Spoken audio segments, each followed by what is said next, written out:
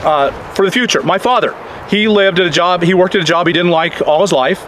He got his weekends off, he got his vacation time, he took his vacations, he dreamed and lived for the future. Had a job he didn't like, working with people he didn't really like, buying things he didn't really want.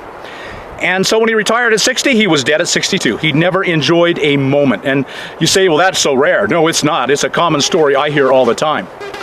If you're not dead at 60, your health is declining at 60. By 70, nearly all men are into serious health decline. You're looking, if you retire at 60, 65, by 70, 75, you maybe have 10 good years of retirement, 15 at the most. Nearly all the men I know at 70 and 75, if their health isn't in decline, it probably is, their vitality is greatly reduced. Your ability to enjoy the golden years you've created is so low.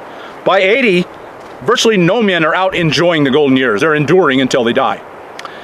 So the question remains, what's the point of prolonging a life you don't enjoy?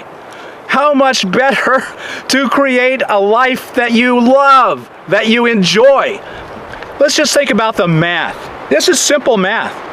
60 years of unpleasant life to gain a pipe dream of 20 really good golden years. That's a pipe dream. It's not going to happen. Your health is declining. I'm 60.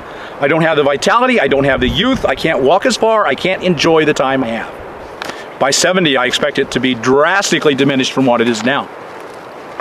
So you're trading 60 years for possibly 10 years. That's terrible math. I can't understand how anybody believes that's a good deal. But they do, because they've been brainwashed into believing it. There's just nothing else to it. From the moment you go to school, you're trained to think this way.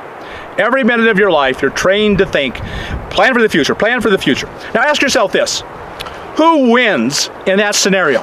Why is society so dead set on you planning for your future and having an unpleasant life today? I'll tell you who wins. The corporations win. They get a workhorse, a slave, that you work all your life. You go to work, you go to your cubicle, you go to McDonald's, and that's where you're going now. You're going to McDonald's, and you slave away, and then you listen to the commercials, and you go out and you buy a bunch of their crap, and they get rich. The corporations get rich. You work yourself to death, and then at 60, they put you out to pasture.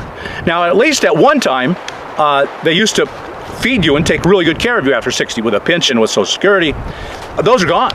So it's not only a pipe dream, not only is it terrible math and a terrible trade to live a life you don't enjoy for a life that you will like, a very short life that you'll like, 40, 60 years of life you don't like for 20, possibly, maybe 20 years that you will like. What's terrible math? But now, the 20 years that you will love